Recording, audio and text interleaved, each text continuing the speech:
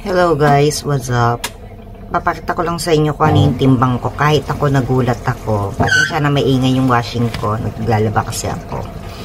Nagtimbang ako noong February 15. Ngayon is February 25. Baga 1 week lang yung pagitan, di ba? Ngayon tignan nyo po guys yung aking timbang.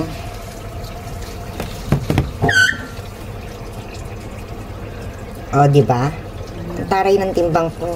1 kilo yung dinagdag ko. Last sa timbang ko, 50.30. Ngayon, 51.30 na ako. Diyos ko po, Lord. Hiyang ako dun sa vitamins na iniinom ko. Thanks, guys.